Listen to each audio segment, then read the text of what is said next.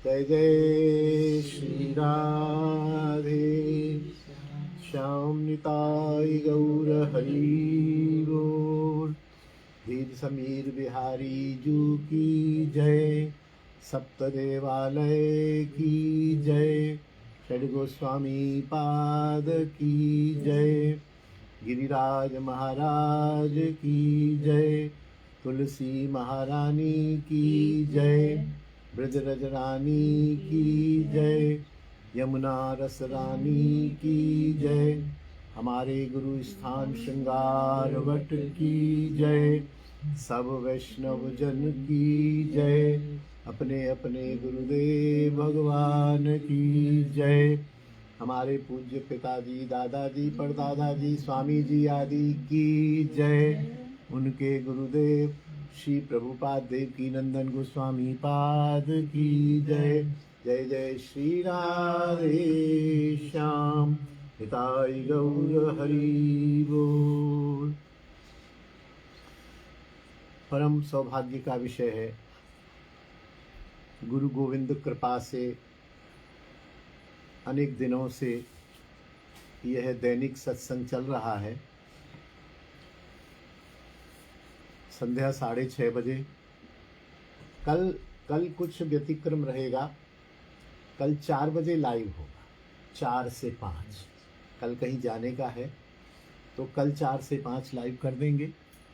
और रहता तो है ही है, तो यूट्यूब पर भी जाएगा, आगे पीछे थोड़ा सा। 6:30 बजे प्रारंभ होता है। गोपाल चंपू से भगवान कृष्ण की बाल लीलाएं शुरू हुई थी। उसके बाद पिताजी का पूरा चरित्र हुआ, संतों का चरित्र हुआ, वैष्णवों का चरित्र हुआ, हमारे कुल गुरु, कुल देवताओं, कुल पुरुषों का चरित्र हुआ। कल हमारी दादाजी का चरित्र हुआ। एक प्रकार से तो वह श्रृंखला वहाँ विश्राम ले गई। वृंदावन के अनेक मंदिरों के भी चरित्र हुए। उनमें से उसी क्रम को दोबारा शुरू करते हुए वृंदावन के ऐसे मंदिर जो प्रसिद्ध हैं अथवा नहीं हैं, अथवा जिनके स्थापना करने वालों पर ठाकुर की कैसी कैसी कृपा हुई और कैसे कैसे उन्होंने नियम लिए, कैसे कैसे उन्होंने आचरण किए, उसको श्रवण करने से महिमा का और साधन का हमें ज्ञान होता है। आज अनेक मंचों से कह दिया जाता है, वृंदावन में रहो, पाप करो चाहे ताप करो, वृंदावन में शरीर छूट जाए तो राधा रानी अपनी निकुंज में ले जाती हैं। ऐसा कह दिया जाता है। प्रणाम है उनकी भावना, उनकी निष्ठा को भी। लेकिन यदि ऐसा होता तो हमारे संतों ने, हमारे साधकों ने कितनी कितनी कड़ी तपस्याएं की, कितना भालो न खाइबो भालो न पहरबो किया, निर्जल एकादशी व्रत रखे, कोई किसी प्रकार के तप में रहे, कोई 12-12 घंटे एक आसन पर बैठे रहे, कोई 24-24 घंटे आसन पर बैठे रहे, किन्होंने अन्न नहीं खाया, किन्होंने केवल जल पिया, किन्होंने साधना की। तो फिर यदि ऐसा ही हो जाए तो उनके त्याग तपस्या की क्या ज़रूरत है, उनके भजन साधन की क्या ज़रूरत है। यद्यपि प्रिया जी की कृपा अहेतुक है, साधन का कोई बल नहीं है, लेकिन कृपा का आधार तो साधन ही है कहीं ना कहीं। साधन यदि हम नहीं करेंगे, साधन की जहाँ उपेक्षा होगी वहाँ साध्य वस्तु प्राप्त नहीं होगी। साधन बिना साध्य वस्तु कभू नहीं पाए। साधन करना ही होगा। और मैं तो जहाँ तक शास्त्र का सार समझाऊं कि हमें साधन का ही उपदेश करना है, हमें साधन ही सीखने हैं, साधन ही करने हैं। भाव, प्रेम, मंजरी भाव, ये मानसी सेवा तो अपने आप हमारी पात्रता आते आते अपने आप जिज्ञासाएं पैदा होंगी और अपने आप हम उनमें प्रवेश कर जाएंगे। यदि हम अपात्र को भाव भक्ति प्रेम भक्ति देंगे और उसकी नींव मजबूत नहीं है, उसके साधन मजबूत नहीं है, तो आप समझना कि बहुत देर लग जाएगी और कहीं ना कहीं साधक भ्रम में रहेगा और भ्रम के साथ साथ वह निरुत्साहित भी हो सकता है। वो निरुत्साहित हो सकता है। किसी से हम कह दें तो वृंदावन में रहा और यहाँ पर राधा राधा राधा राधा कहता रहे और कुछ भी मत करे, 6 महीने में राधा जी की प्राप्ति हो जाएगी। अब वो इस भाव से राधा राधा कह रहा है, 6 महीने क्या, यहाँ तो 2 साल हो गए, छूट जाता है मैदान को।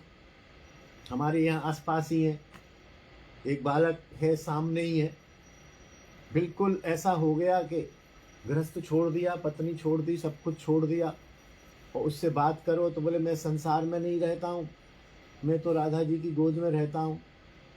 6 महीने हुए, 8 महीने हुए, साल भर हुआ, आज वो महाराज जी दोबारा से जीन्स की पैंट पहन के चश्मा लगा के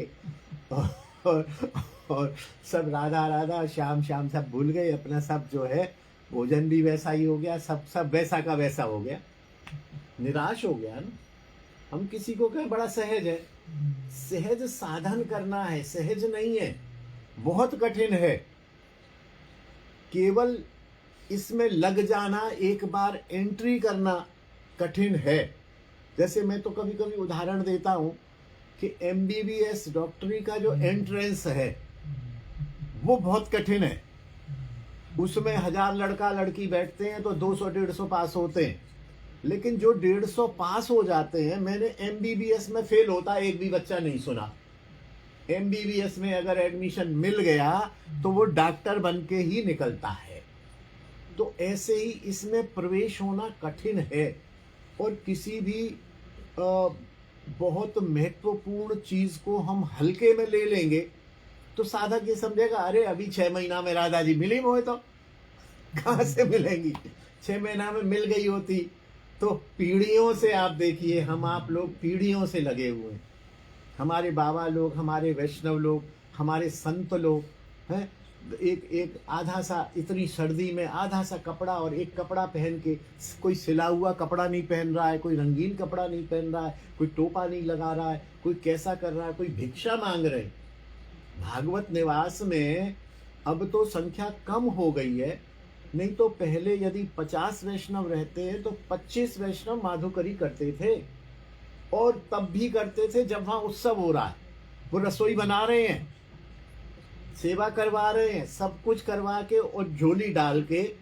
और पता चला कि मैंने अपनी आंखों से देखा, हम आए भागवत निवास, प्रसाद पा रहे हैं, उत्सव चल रहा है, हम अपने घर पहुंचे और शाम को बाबा झोली डाल के राधे श्याम, मैं बाबा आज तो उत्सव था, माधुकरी, अरे वो सब मैं तो माधुकरी लेता हूँ आपकी कृपा से ब्रजवासी जन की। उनका उत्सव था कि पा लिया, किन का प्रसाद पा लिया, उत्सव था।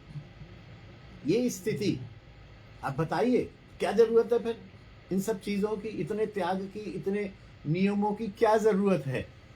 जरूरत है उसी पर ही हमारा ध्यान केंद्र होना है कि जैसे हम इंटर भी पास करते हैं तो उसका जो सिलेबस है, उसका जो सिस्टम है, कॉलेज का जो नियम है, उसका हम सारा पालन करते हैं, परीक्षाएं देते हैं, तब कहीं जाके हम पास होते हैं। और हम फेल भी होते हैं, सारे पास नहीं होते, कुछ फेल होते हैं और कुछ फर्स्ट क्लास से 80%, कोई 90%, कोई 60%, कोई 30%। तो ये तो साधक को यदि हम पात्र ही नहीं बनाएंगे तो महाप्रभु जी ने अमानी ना मान देन तृणादपि सुनीचन काय को कहा, भगवान का नाम लेते रहो, राधा राधा करते रहो, क्या जरूरत है विनम्र होने की। और वो जो बालक मैं बता रहा हूँ वो ऐसा था कि मतलब ऐसे ऐसे करके पढ़ता था, उससे बात करो तो अरे बोले मैं संसार में नहीं रहता हूँ, मैं अलग दुनिया में रहता हूँ, आपको पता नहीं है। अरे भैया बढ़िया, प्रणाम है। 2 साल में दुनिया पहले बदली, अब फिर बदल गई, वहीं के वहीं आ गए, क्योंकि कुछ प्राप्त नहीं हुआ, साधन नहीं किया, अमानिदा मानदेय नहीं हुए, तृणादपि सुनीचे नहीं हुए, तरोरपि सहिष्णुना नहीं हुए, तो प्राप्त कैसे होगा? नहीं होगा। तो इसलिए आज मैंने श्री शाहजी मंदिर का वर्णन लिया है। इनके आप देखेंगे कि लखनऊ के नवाब किस त्याग से, किस वैराग्य से, कितनी निष्ठा से उन्होंने धाम में वास किया। गजब है भाई, गजब है, गजब, असंभव है, आज के समय में असंभव है। चलिए शुरू करते हैं।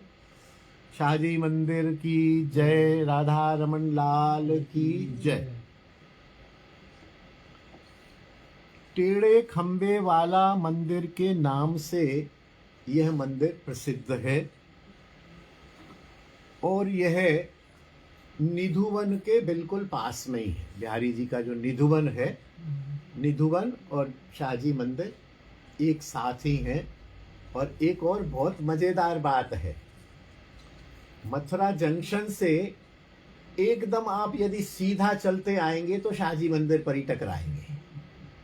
जब उन्होंने यह स्थान लिया होगा तो वृंदावन में तो होगा नहीं रेलगाड़ी या वो उस प्रकार की, तो मथुरा जंक्शन पर ट्रेन आई होगी या जो भी होगा।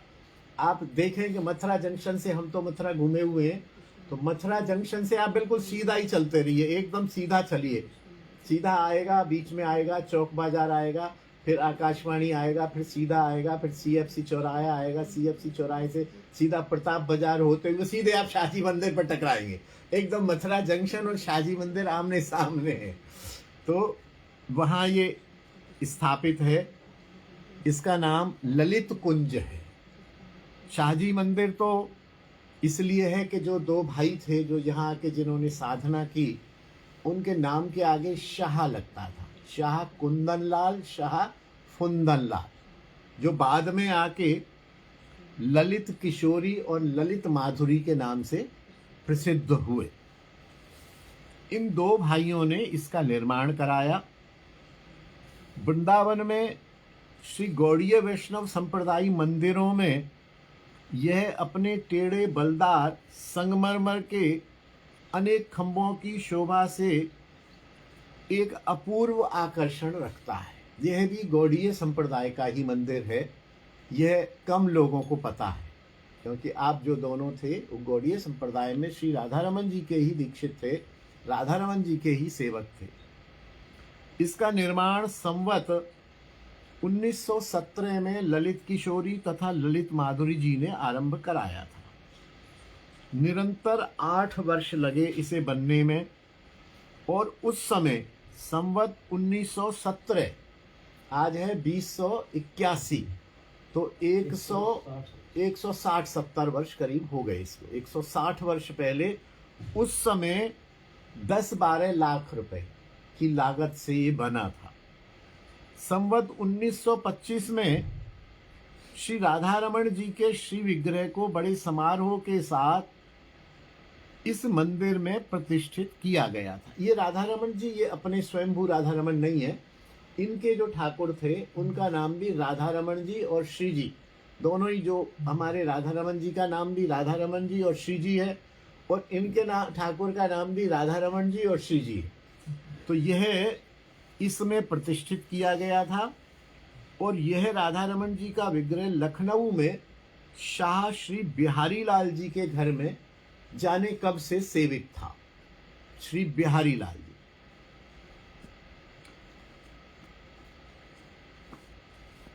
इसका प्रवेश द्वार अति विशाल है, जो लाल पत्थर का बना हुआ है।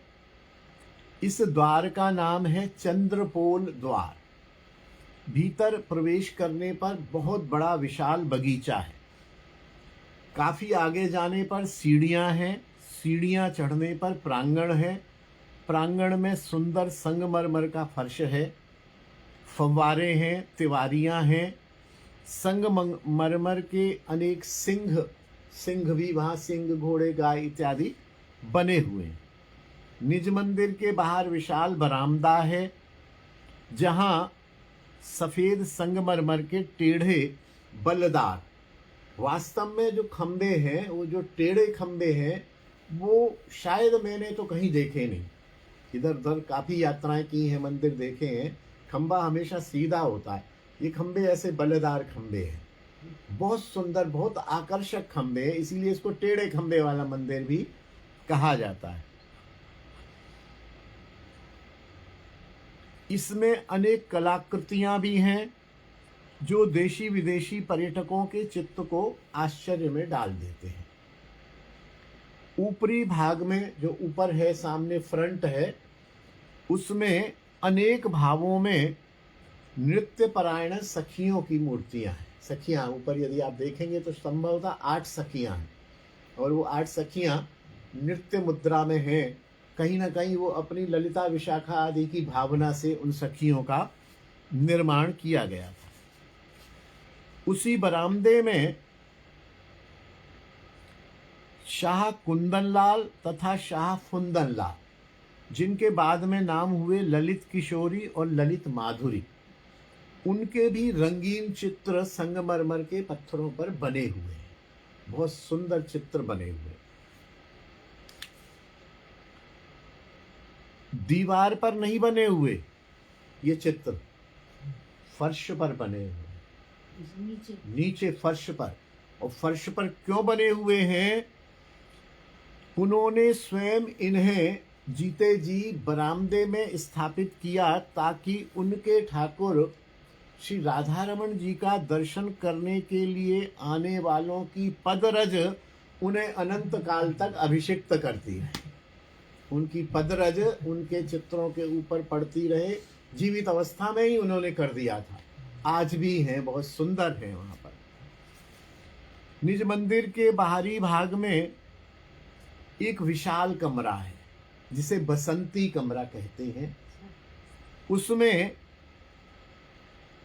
अनेक झाड़ फानूस है, क्योंकि ये लखनऊ के किसी नवाब के जौहरी थे। नवाब जो होते थे पैसे वाले, वो अपने जो है पर्सनल जौहरी होते थे। ये वाला ला के दो, गोल्ड हमें ये डिज़ाइन बना के दो, ये बना दो। तो ये नवाबों के जौहरी थे, और नवाबों के पास भी और इनके पास भी वो झाड़ फानूस होते हैं ना, जो टांगे जाते हैं, बड़े हीरों के, जवाहरातों के झूमर। झूमर बड़े बहुत ही कीमती और बहुत ही आकर्षक झूमर ही झूमर है पूरे कमरे में। मैंने तो अनेक बार दर्शन किए। तो बसंती कमरे वाले दिन और संभवतः जन्माष्टमी वाले दिन, और भी साल में 1-2 दिन, ये राधा रमन जी उसी मंदिर में एक आसन है, उसमें विराजते हैं। बहुत सुंदर फव्वारे हैं, और लाइट से वो ऐसा जगमगा जाता है कमरा। संभवतः वैसा ऐश्वर्य और वैसा सौंदर्य संभवतः दुर्लभ ही है, नहीं मिलेगा, नहीं देखा। यह कमरा वर्ष में 2 बार, बसंत पंचमी और सावन तीज के अवसर पर खुलता है। असंख्य दर्शक कतारों में लगकर उस कमरे में ही श्री राधारमण जी के दर्शन लाभ करते हैं। मंदिर के पीछे भी बहुत बड़ा प्रकोष्ठ है, जिसमें तुलसी वन, फुलवारी और तिवारियां शोभित हैं। उसके पीछे यमुना तट है, ये यमुना के किनारे बसा हुआ है। स्थापत्य कला की दृष्टि से हो या निर्माणकर्ताओं की ललित भावनाओं की दृष्टि से हो, यह मंदिर बहुत अवश्य दर्शनीय है। इसमें अति भावपूर्ण सेवा परिपाटी से श्री राधारमण जी तथा श्री निताई गौर के विग्रह भी सेवित हैं। श्री वृंदावन में प्राय मंदिर विरक्त संतों, महात्माओं द्वारा प्रकटित है। उनके विशाल मंदिरों का निर्माण भले ही धनी मानी सेठों ने, सेवकों ने किया, क्योंकि बाबा जियों के पास संपत्ति कहाँ होती थी। आज की बात तो अलग है, आजकल तो संपत्ति बाबा जियों के पास है। बिल्कुल उल्टी बात है, मुझे कहने में कोई संकोच नहीं है।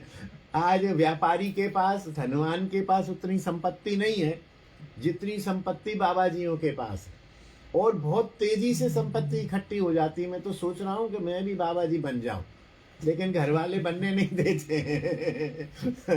और संपत्ति का मैं करूंगा अभी क्या। तो उस समय तो उनके पास भजन की शक्ति होती थी, भजन का बल होता था, और वो आज्ञा देते थे तुमने ये सेवा करनी है, तो सेठ लोग, धनी मानी लोग कर देते थे। लेकिन यह मंदिर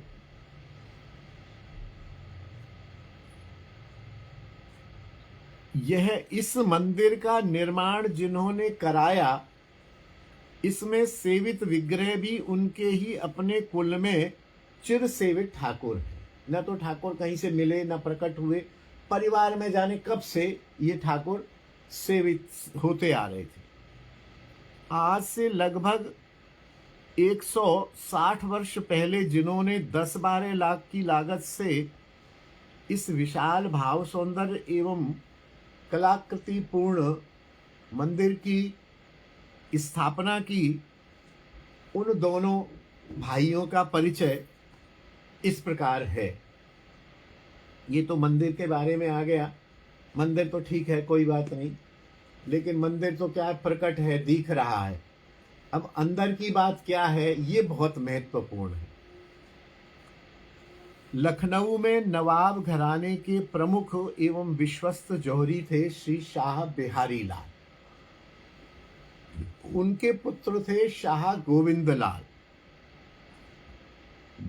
उनके 2 पुत्र हुए शाह कुंदन लाल, शाह फुंदन लाल। तो कुंदन लाल फुंदन लाल 2 भाई हुए। इनके पिता हुए गोविंद लाल और गोविंद लाल के पिता हुए बिहारी लाल, शाह बिहारी लाल। श्री राधा रमन जी का जो मंदिर है असली वाला, असली क्या, जो गोपाल भट्ट गोस्वामी जी द्वारा सेवित है, उनका नया मंदिर भी इन शाह बिहारी लाल जी ने ही निर्माण कराया था। बिहारी लाल जी ने उस मंदिर को निर्माण कराया। प्राचीन छोटा मंदिर होगा, लेकिन अभी जो मंदिर है उसका निर्माण बिहारी लाल जी ने कराया और गोस्वामियों के निवास आदि की भी व्यवस्था बाद में हुई। इन्होंने अपने दोनों पोतों कुंदन लाल और फुंदन लाल को श्री ठाकुर जी के लिए एक सोने का सिंहासन लेकर वृंदावन भेजा। जाओ भाई, ये तुम दोनों जाओ, वहाँ राधा रमन जी विराजमान है। अभी तक ये नहीं आए थे, अब वो राधा रमन जी के लिए वहाँ भेजा। ये दोनों पौत्र वृंदावन आए और वृंदावन में इनको ऐसी रसानुभूति हुई कि इनको घर लौटने का मन ही ना करे।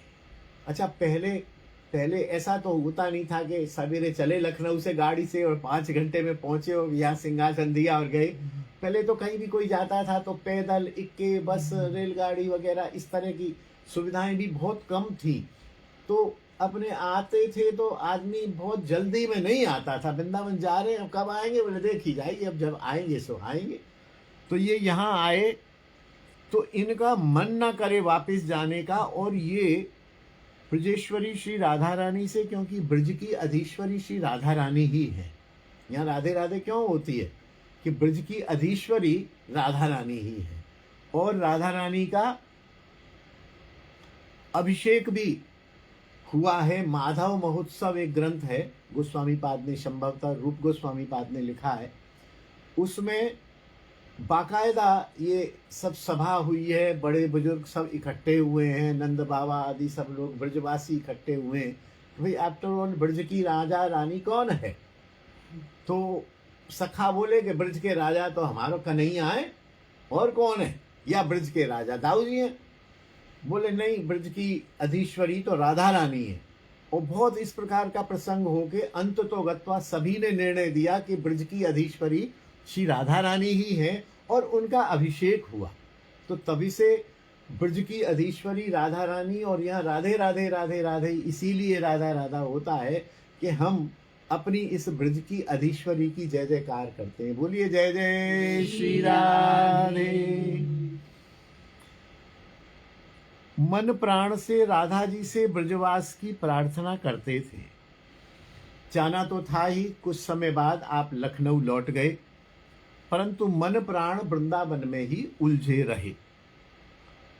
प्रभु की इच्छा ऐसी हुई कि लगभग 2 वर्ष के अंदर ही दादाजी का भी शरीर शांत हो गया लखनऊ में ही, और पिता माता इनका भी शरीर शांत हो गया। अब पावर इनके हाथ में आ गई। बहुत बड़ी रुकावट उनकी दूर हो गई, क्योंकि दादा या माता पिता उनको वृंदावन आने नहीं देते होंगे। तुम यहाँ रहो, व्यापार संभालो, ये सब इतना कारोबार संभालो, ठीक है, सेवा करो, सब करते रहो, लेकिन अपने लगे रहो परिवार में। इनका मन नहीं होता था तो इन्हें लगा भलो भयो मेरी मटकी फूटी, मैं तो दधी बेचन से छूटी। तो दोनों में श्री राधा दास्य की प्रबल वासना जागृत हो गई। श्री शाह कुंदन लाल जी लतित किशोरी नाम से अनेक पद लीलाओं को लिखने लगे और शाह कुंदन लाल जी ललित माधुरी नाम से पद लीला आदि का उल्लेख करने लगे। दोनों भाई ब्रज रास लीला में ही निमग्न रहते हैं। ब्रज लीला का चिंतन वहीं लखनऊ में। वहीं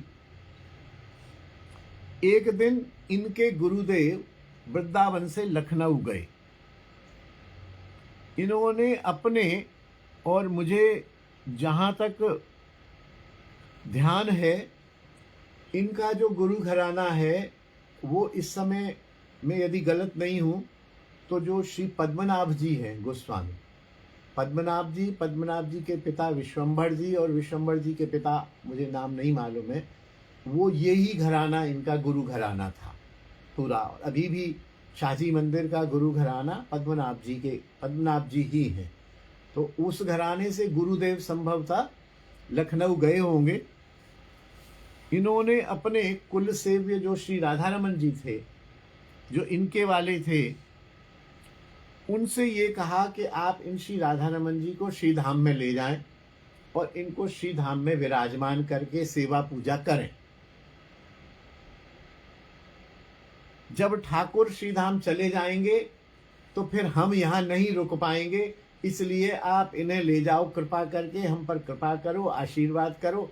हम भी जल्दी से यहाँ समेट के और वृंदावन आके वहीं इन ठाकुर की सेवा पूजा करेंगे।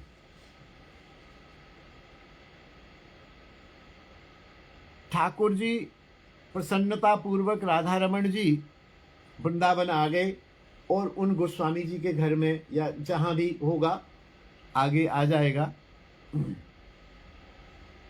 सेवा होती रही। और स्वयं श्री राधारमण जी ने, इनके जो ठाकुर थे, उन्होंने उनको स्वप्नादेश दिया कि तुम शीघ्र वृंदावन आ जाओ, मेरी सेवा तुम स्वयं करो और मेरे लिए यहाँ मंदिर का निर्माण करो। ऐसी आज्ञा इनके ठाकुर जी ने इन्हें स्वप्न में दी। वैशाख शुक्ला त्रयोदशी संवत 1913 के दिन दोनों भाई वहां से सब कुछ समेटकर पर्याप्त धनराशि तथा शस्त्रधारी अंगरक्षकों को साथ लेकर लखनऊ से वृंदावन के लिए चल पड़े। और मेरे अनुमान से निजी वाहनों से, रथ आदि से, निजी वाहनों से ही ये आए होंगे। अंगरक्षक भी होंगे साथ में। पूरा मुझे लगता है कि एक राजघराना सा आया होगा, 100-200 व्यक्ति आए होंगे इनके साथ, परिवार के लोग भी आए होंगे श्री वृंदावन के लिए। ब्रज सीमा के जब सीमा पर पहुंचे तो शाम का समय था। अच्छा, पड़ाव लेते हुए आते होंगे, कोई एक दिन में तो पहुंचे नहीं होंगे। तो चलो भाई आज ब्रज पहुंचने वाले हैं, पड़ाव डालो, तंबू डालो, सब शस्त्र सैनिक वैनिक सब तैयार। भोजन हुआ। भोजन के बाद, क्योंकि ये शाह थे, नवाब टाइप के लोग थे, धनपति थे, तो इनके कर्मचारियों ने हुक्का भरकर कुंदन लाल जी के सामने रखा कि मालिक ये हुक्का। इन्होंने हुक्का देखते ही उसको लात मार के दूर फेंक दिया। बोले आज से हुक्का बंद, अब हम शहंशाह या हम शाह नहीं रहे, हम राधा रानी के सेविका और सेवक बन रहे हैं। सेवक कभी हुक्का नहीं पीता है, ये राजसी ठाठ है। राजसी ठाठ बंद कर दिया। उसके बाद जीवन भर कभी हुक्का नहीं पिया। ब्रज सीमा में नंगे पांव अपना रथ वगैरह जो भी पालकी जो होगी छोड़ दी, नंगे पांव ब्रज सीमा में प्रवेश किया, ब्रज भूमि को साष्टांग प्रणाम किया और यहां पहुंचते ही डेरा वेरा डाल दिया होगा, जहां जो कुछ भी होगा। मंदिर के निर्माण का कार्य पूरा किया, जो कि 8 वर्ष में जाकर पूरा हुआ। दोनों भाई पूर्ण ब्रजभाव निष्ठ थे, केवल प्रिया प्रियतम के भजन में ही उनका दिन रात जाने लगा। उर्दू, फारसी, हिंदी आदि अनेक भाषाओं के विद्वान थे। फिर आप में कविता करने का गुण भी आ गया। आपने अनेक रासलीलाएं, पद पदांतर रचनाएं की और उन्हें गा गा कर श्री राधा रमन जी को रिझाते। ब्रजनिष्ठा ऐसी थी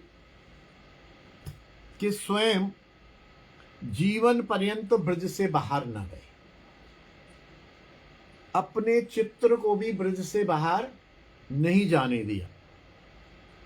यहां तक कि ब्रज में रहते हुए ब्रज भूमि पर कभी मल मूत्र भी त्याग नहीं किया। फिर प्रश्न उठता है कि ये मल मूत्र तो आवश्यक अंग है जीवन के। 1 मिनट को 4 दिन भूखा रह जाए आदमी, तो क्या किया इन्होंने? आगरा से आगरा की मिट्टी के बने हुए पात्र मंगाए।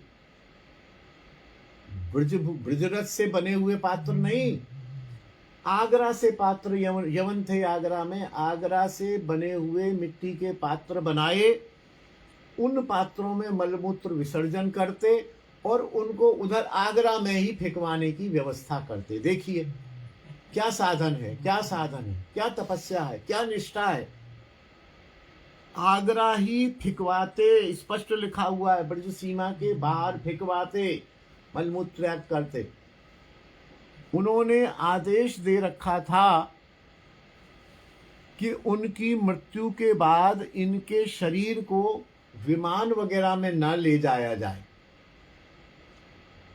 इनको ब्रज रज में घसीटते हुए ले जाएं और यही मंदिर में समाधि दी जाए। अंतिम समय जब आया तो वहां एक ब्रजरज का चबूतरा बनवाया और कहा कि मेरे राधा रमन जी के चित्र में मुझे इस पर लेटाओ और मुझे सामने राधा रमन जी के दर्शन होते रहे। चित्र आदि स्थापित कराए और वहां पर लेट गए और कह दिया, ध्यान रखना मेरी समाधि तो यहीं होगी, लेकिन मेरे को ब्रजरज में घुमा के लाना मेरे इस शरीर को। और यही हुआ। हरे कृष्ण कीर्तन के मध्य, महामंत्र के मध्य, संकीर्तन के मध्य प्राणाराध्य राधा रमन को देखते हुए इन्होंने वहां रज पर ही प्राण त्यागे। फिर इनकी आज्ञानुसार ब्रज की गलियों में रज बिछाई गई, ब्रज की गलियों में रज बिछाई गई। और इनको ठीक है, इनकी तो थी, लेकिन ये इस प्रकार से करना भी किसी के साहस का काम नहीं था। लेकिन यथासंभव औपचारिक रूप से, सांकेतिक रूप से ब्रज की गलियों में रज बिछती गई, आगे आगे रज बिछती गई। फिर वो ऐसे सेवक तो थे ही, लग गए सेवक, और इनको घसीटते हुए ब्रज की गलियों में चक्कर लगवाते हुए वहां समाधि दी गई। एक प्रसंग और भी आता है, ये नाम संकीर्तन करते हुए नित्य लीला में प्रवेश हो गए। एक प्रसंग और भी आता है, दूसरे ग्रंथ में संभवतः होगा, यहां तो इतना ही है कि दोनों के जो है एक ही पुत्र हुआ, कमल किशोर। अच्छा, जब ये दोनों आए थे तब इनकी पत्नी नहीं आई थी। बड़े तो विवाहित थे और छोटे ने विवाह ही नहीं किया। वो लक्ष्मण की तरह से अपनी भाई और भाभी की सेवा में रहा और भाई के साथ आ गया।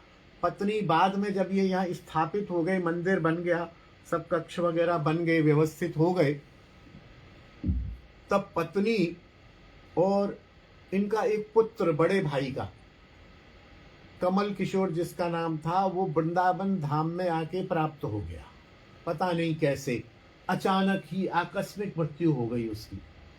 आकस्मिक मृत्यु हो गई तो पत्नी और परिवार में तो शोक छा गया। लेकिन इन दोनों भाइयों ने उसका ऐसा उत्सव मनाया। लोग कहें हो क्या रहा है, उत्सव क्यों हो रहा है? दोनों भाइयों का अकेला पुत्र था, वो चला गया, आगे तुम क्या करोगे, कैसे करोगे? आगे यद्यपि फिर उन्होंने गोद लेके, इस समय जो वहाँ के व्यवस्थापक हैं मेरे बड़े अच्छे परिचित हैं, प्रेमी हैं, तो उनको गोद लिया, गोद लेके आगे अब वो वंश चल रहा है। और उसमें ऐसा लिखा हुआ है कि जो भी रहेंगे उनके जो बड़े पुत्र रहेंगे वही मंदिर की व्यवस्था देखेंगे और किसी भी संतान का इससे संपर्क नहीं रहेगा। तो शाह गौर शरण जी थे, उनके बड़े पुत्र हुए शाह कृष्ण शरण। कृष्ण शरण जी के बड़े पुत्र हैं इस समय प्रशांत, वो व्यवस्था देखते हैं, सब देखते हैं। और छोटे छोटे भाई भी हुए इनके, वो मंदिर से टच में नहीं रहे, मंदिर से पृथक ही रहे। तो वो जब गुजर गए तब जो है पूरी की पूरी ऐसे रासलीलाएं हुई, भंडारे चल रही हैं। तो पूछा ये क्या हो रहा है? बोले ये हो तो ये रहा है, इसकी मृत्यु तो होनी ही थी, ये इतनी ही आयु लेके आया था, हम लोगों की पता नहीं क्या दशा हो, हमें ब्रजरज मिले न मिले, क्या परिस्थिति बने, लेकिन हमारे एक पुत्र को ब्रजरज प्राप्त हो गई, वृंदावन धाम प्राप्त हो गया, इससे बड़ी प्रसन्नता की बात हमारे लिए कुछ भी नहीं है। बहुत जोर से इन्होंने उसका उत्सव किया।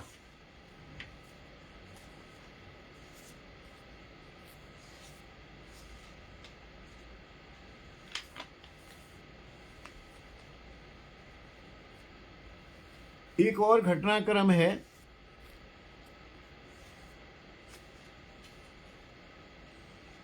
एक बार सन 1857 में अंग्रेजों के विरुद्ध स्वतंत्रता संग्राम भड़क उठा था। चिनगारी मेरठ छावनी से उठी, सारे देश में फैल गई।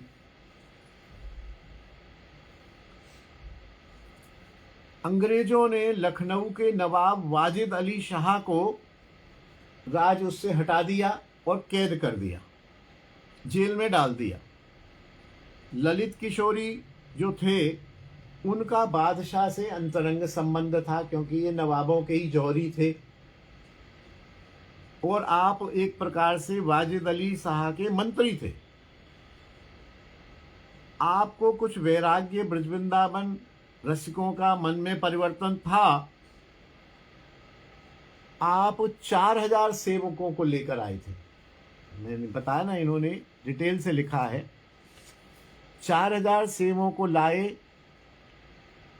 कुछ सेवक यहाँ कुंज में रहे, बाकी को तंबुओं के साथ में रहा और झाड़ फानूस हीरे जवाहरात खासा पुस्तकालय लेके आए थे। जाने को जी चाहता है और कुछ,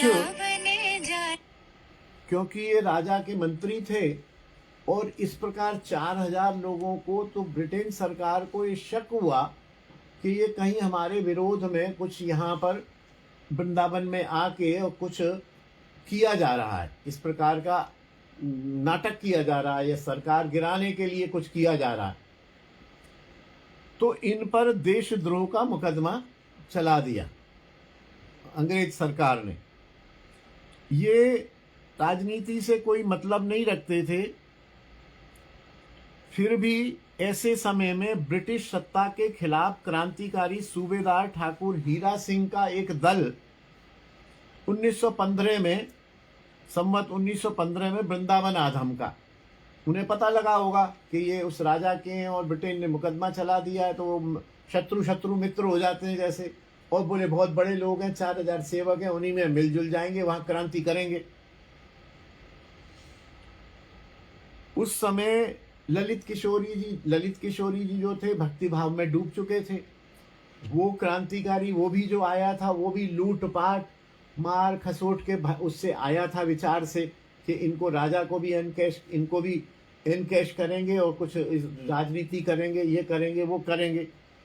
लेकिन वो जो है यहाँ इनका संग पाके सब भूल गया और वो भी भक्ति भजन में ही लग गया।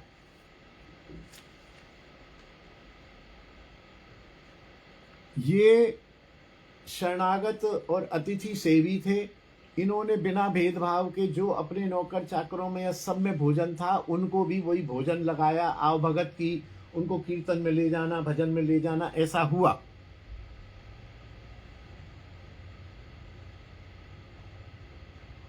जब ललित किशोरी जी के ऊपर भी देशद्रोह का मुकदमा चला तो इनको भी मथुरा न्यायालय में मजिस्ट्रेट के सामने हाजिर होना पड़ा और मजिस्ट्रेट ने कहा कि आपने देशद्रोहियों का साथ दिया है, आपको भी फांसी की सजा दी जाएगी।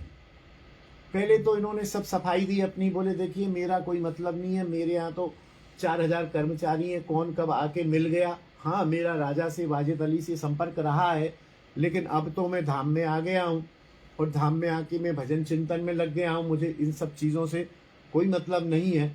लेकिन फिर भी आपके पास प्रमाण है, आप ऐसा समझते हैं आपने फांसी देनी ही है, तो मैं फांसी के लिए तैयार हूँ, कोई बात नहीं, लेकिन मेरी एक अंतिम इच्छा है। बोले बताइए। आप मुझे जो भी सजा दें मुझे स्वीकार है, किंतु अंतिम इच्छा के रूप में मेरी एक प्रार्थना है कि हमको फांसी वृंदावन में ही दी जाए, हमें वृंदावन में ही फांसी दी जाए और फांसी के समय हमारे चारों ओर हरिनाम संकीर्तन होता रहे। भगवान के नाम के सिवा दूसरी कोई भी बात हम उस समय नहीं सुनेंगे। संकीर्तन की व्यवस्था हम करेंगे, फांसी की व्यवस्था आप करना। स्थान वृंदावन का हो, वृंदावन जमुना किनारे, चाहे हमारे मंदिर में, चाहे जहां आपको दिखे वहां आप फांसी दे दीजिएगा। इतनी कॉन्फिडेंस और इतने साहस से सुनकर उस समय जो मजिस्ट्रेट था उस पर गहरा प्रभाव पड़ा और वह समझ गया कि यह एक धार्मिक व्यक्ति है, अन्यथा कोई विद्रोही के अंदर इतनी शक्ति नहीं होती है, इतना साहस नहीं होता है। तो उन्होंने तुरंत ही अगली डेट पर इनको फ्री कर दिया, बरी कर दिया, मुक्त कर दिया। बोले नहीं, तुम दोषी नहीं हो, तुम जाओ अपने आराम से रहो। इन्होंने अनेक पुस्तकें लिखी हैं। एक अभिलाष माधुरी पुस्तक है जिसमें इनके बहुत सारे पद छपे हुए हैं। वो पुस्तक प्रकाशित है, अभी 10-5 साल पहले हरिनाम प्रेस से छपी है। बहुत सुंदर सुंदर भावपूर्ण पद हैं, राग सहित हैं, बहुत सारी लीलाएं हैं और भी छोटी छोटी। रस कलिका, रसिक किशोरी अली, वृंदावन विलास माधुरी आदि जो है इनके ग्रंथ हैं।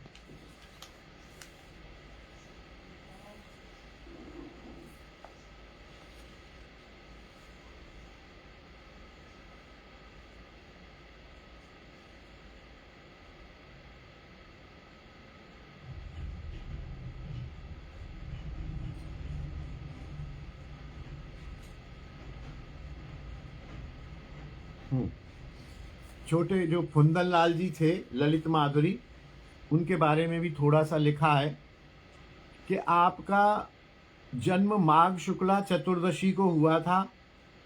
आप कुंदन लाल जी के ही अनुगत्य में जीवन भर रहे। दोनों भाइयों में बड़ा प्रेम था। आप भी सखी भाव के उपासक थे। आपकी रचनाएं परिष्कृत हैं। अब भी आपकी रचनाओं को रासमंडलियों में गाया जाता है। बड़े भाई के चले जाने के बाद आपने उस सारे साहित्य को संकलन किया और 4.5 वर्ष परिश्रम से स्वबुद्धि अनुसार अभिलाष माधुरी के नाम से लिखा। उस समय तो मेरे ख्याल से प्रेसें नहीं थी, हस्तलिखित होगी, आज तो छप चुकी है। एक बार अंतिम समय में आपको सन्निपातिक ज्वर हो गया, पानी मांगते थे बार बार, जल लिया। एक बार यमुना में नौका विहार रासलीला हो रही थी, आप देखने जा रहे थे। रास्ते में 2 सांड लड़ रहे थे, संभलने में नहीं आ रहे थे, बड़ा आतंक हो गया था। आप आगे गए और बड़े प्यार से दोनों सांडों के हाथ पर सिर रखा तो दोनों सांड एकदम शांत होके अपने रास्ते में चले गए। आप निर्भीक थे और आपने भी अंतिम समय में, इधर एक भाई की समाधि है, इधर एक भाई की समाधि है, ब्रजरज मंगवाई, ब्रजरज पर बैठे और हरिनाम संकीर्तन करते हुए आपने भी अपना शरीर वहाँ छोड़ दिया। इस प्रकार से और बहुत विस्तार से यहाँ लिखा हुआ है।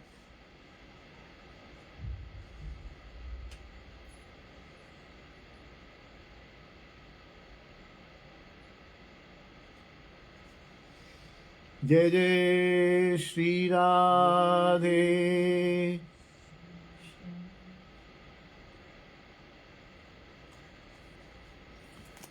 इस प्रकार बोलिए शाहजी मंदिर की जय, ललित किशोरी जी एवं ललित माधुरी जी की जय, ब्रजरज रानी की जय। कितना महात्म दर्शाया है, ब्रजरज में कितनी निष्ठा दर्शाई है। तुलसी महारानी की जय, गिरिराज महाराज की जय, सब संतन की जय, समस्त वैष्णवन की जय, सबके गुरुदेव की जय। निताई गौर हरि गुरु जी की जय। अरे प्रभु कृपा से कल का जो लाइव रहेगा 4 से 5 रहेगा। 4 बजे ठीक प्रारंभ कर देंगे, 5 पौने 5 विश्राम हो जाएगा। अब कल अभी निश्चित नहीं हुआ है कि कल किनका गुणगान करना है। जिन्होंने इस दास से गुणगान कराना होगा, अपने आप प्रेरणा मिल जाएगी और कल फिर ऐसे ही किन्हीं संतों का और लुप्त मंदिरों का वर्णन हम करने का प्रयास करेंगे। और मैं ऑनलाइन श्रोता से निवेदन करूंगा कि बाहर से तो जरूर देखा होगा आपने, यह शाहजी मंदिर निधिवन की तरफ हम मुख खड़े करके खड़े होंगे तो उल्टे हाथ की तरफ बहुत विशाल मंदिर है, बाहर दुकानें वगैरह हैं। अंदर जाएं, अवश्य जाएं, ठाकुर के दर्शन करें। और दोनों तरफ वहाँ समाधियाँ हैं। संभवतः कमल किशोर की भी समाधि, जो इनके पुत्र थे, उनकी भी है। बाद में फिर यह इन्होंने गोद लिया एक परिवार से, वृंदावन के ही परिवार हैं, उनसे गोद लिया। उनके वंशज इस समय उसको संभाल रहे हैं। मंदिर की व्यवस्था बहुत अच्छी है, ठाकुर की सेवा पूजा होती है। और बहुत ही ये परिवार जो है आज भी वृंदावन में शाहजी के नाम से ही जाना जाता है। वृंदावन में एक ही शाहजी हैं, शाहजी साहब, वो ही जाने जाते हैं। बड़ी निष्ठा से वो सेवा पूजा करते हैं। आगे प्रशांत जी भी कर रहे हैं, प्रशांत जी के भी पुत्र हैं आगे। तो अपना संसार भी चलता है, लेकिन ठाकुर की सेवा में कोई कमी नहीं है। उत्सव भी होते हैं, बसंती कमरा भी खुलता है और निःशुल्क, कोई फीस नहीं है। बसंती कमरा जो है खुलता है, अंदर लीलाएं भी हैं, दुकानें भी हैं, सब मेंटेनेंस करने के लिए सब व्यवस्था करनी पड़ती है। तो अवश्य जो बाहर के श्रोता हैं, निधुवन तो जाते ही होंगे और लोई बाजार तो जाते ही होंगे। लोई बाजार से आप उल्टे हाथ को मुड़ेंगे यदि, तो सामने ही शाहजी मंदिर है। शाहजी मंदिर के अंदर ठाकुर के दर्शन करें, उनकी समाधियों के दर्शन करें, वहाँ महसूस करें कि ये जो कलाकृति वाला मंदिर है, वास्तव में उन्होंने नवाब होते हुए अपने धन को खुद नहीं भोगा।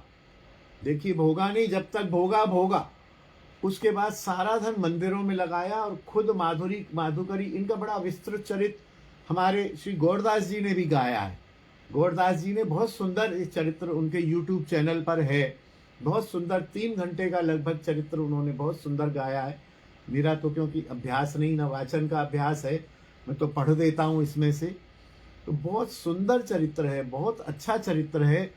इतने धनी मानी धनाढ्य होते हुए भी अपने धन को ठाकुर की सेवा में लगाया, वैष्णवों की सेवा में लगाया, संतों की सेवा में लगाया और खुद रूखा सूखा खाया।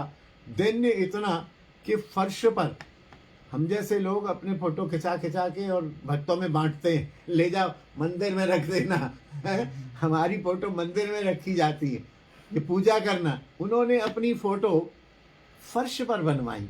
और ऐसे स्थान पर हैं, आप कभी जाएंगे, ऐसे स्थान पर हैं कि जब मंदिर जाना है तो उस पर पैर रख के जाना ही पड़ेगा। यद्यपि हम आप जैसे लोग बच के ही जाते हैं, नहीं रखते हैं पैर, स्थान है, लेकिन उनकी भावना देखिए, उनका दैन्य देखिए।